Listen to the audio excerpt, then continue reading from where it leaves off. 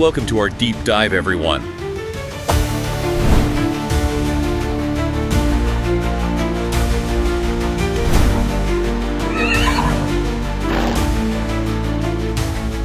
Okay, let's unpack this. Welcome to the deep dive. Today, our focus shifts way up north to Boden for a really big V75 race day. Right. We're diving deep into the analysis, race by race, looking for, three main things. Who are the consensus favorites? Who are the really dangerous challengers? And maybe most importantly, where are those high-value long shots hiding? The Skreller, the upset contenders. So let's jump in. V75 won the Stowe division. What's the immediate read? Well, the first thing everyone agrees on is that this one looks like the toughest race of the day. Really open. So basically, spread the bets wide if you want to survive this one. Yeah, absolutely. Broad coverage is probably wise. The betting favorite right now is 5-Day Time Trot. She's got high capacity, won strongly from the lead last time out. Okay, feels good so far. But, and this is a big but, for the experts, she's a 3-year-old facing older, more seasoned horses now. And post-5 in a Volt start, that's a real strategic headache. Why specifically post-5? Is it like a track thing at Boden or more about her being young? It's mostly about experience, really. Volt starts, post-5 means you're starting from the outside ring. You need to gather speed, time it perfectly, requires composure. For a horse stepping up against tougher, older rivals for the first time, that extra pressure just hikes up the risk of a misstep, a gallop. Okay, so if she does falter, who's waiting to pick up the pieces? Well, you look straight at 6 Amarake in. Her team's been very clear. They're going for the lead. And her record shows why she's won 3 out of 4 times when she gets to the front. Really good stats there. Strong contender then. Anyone else? Then there's 13 Bilbao Ace. I mean, her form is just fantastic. 4 wins in her last 5 starts. But she's got a 20-meter handicap and post-5 in the second-tier Volt. That's asking a huge amount. Right. That's a tough ask. So we need an upset angle. Maybe someone dropping in class or getting a boost. And that leads us perfectly to 3 Sten's Joy. Now, this horse has been racing against much, much tougher fields down south. And now she's making her first start for a new trainer, Christian Monson. The trainer change angle. Exactly. That change of scenery, plus the drop in competition level, it suggests there could be a real positive upswing. And she's sitting at, very low betting percentages. That's exactly the kind of deep value long shot you want on your ticket in a race like this. Okay, moving on. V75 2. And here's where it gets really interesting. Because we shift from, potential chaos to what looks like potential clarity, right? Class 2 short sprint, 1,640 meters, auto start. The analysis seems to be pointing very strongly towards one horse as a potential single bet, a banker. Oh, absolutely. 3 Engine Chronos. He's the name that just keeps coming up as the main anchor suggestion. And you can see why everything lines up perfect. Post 3 for the sprint distance. We know he has high capacity. And he really showed his grit winning a tough V75 last time, even after a difficult run. So the thinking is just lead and win, wire to wire. That's the clear expectation, yeah.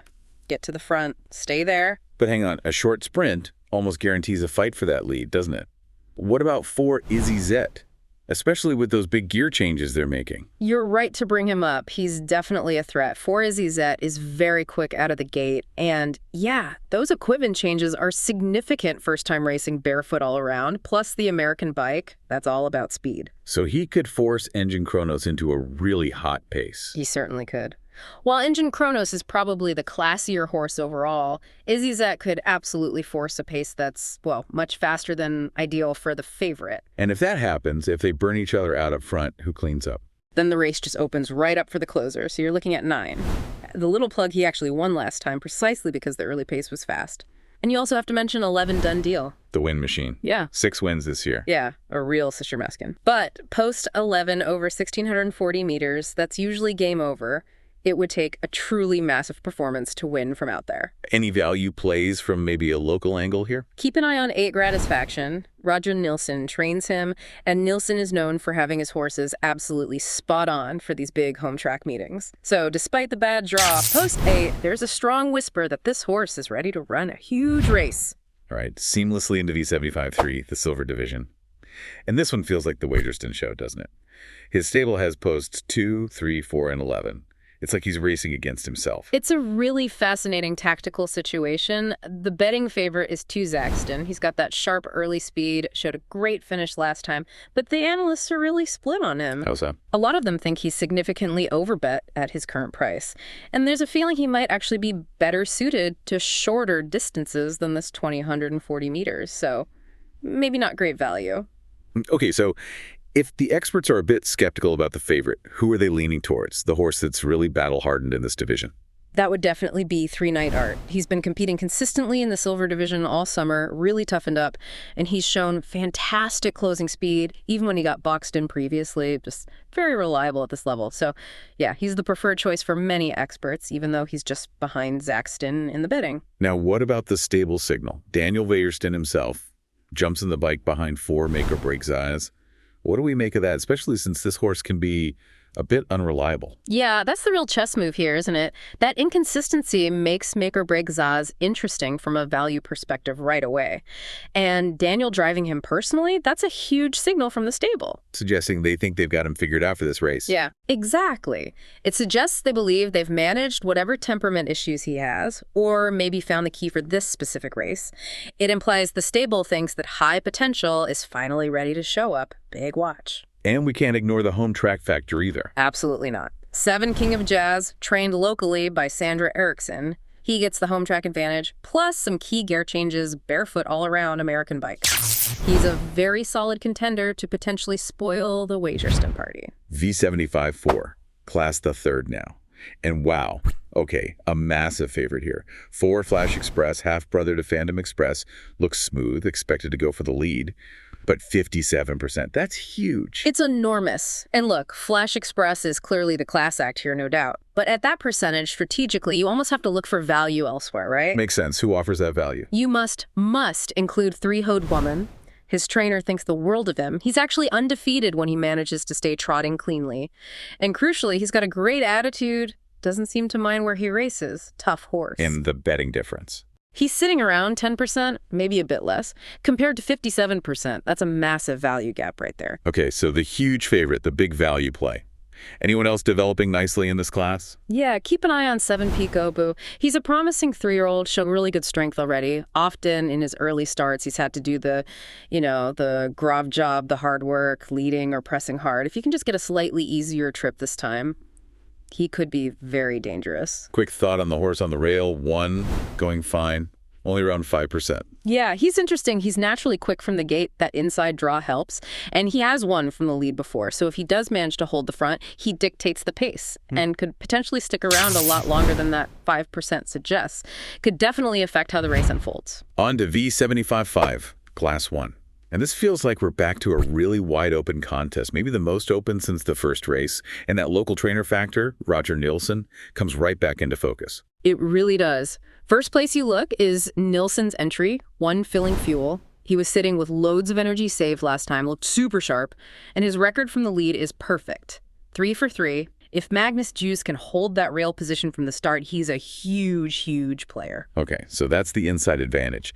Now contrast that with maybe the classiest horse in the race, 8 Diablo, who gets stuck with the dreaded post 8. Yeah, post 8 over this distance is just painful. Diablo, on raw talent, might be the best horse here, but he needs a ton of luck, probably some speed too, just to get into a decent position from out there. Still, some analysts are adamant they insist his class alone makes him a top chance if he finds any kind of reasonable spot early. Okay, and if those leaders, maybe Filling Fuel and someone else, get into a bit of a battle early, who likes a fast pace? That plays right into the hands of 9 Flight Sequence. All Falls drives for Jomsland. The horse is reportedly in really sharp form, and he'll definitely appreciate it if they're going hard up front. Right now, the consensus long shot, the one the experts are calling deadly.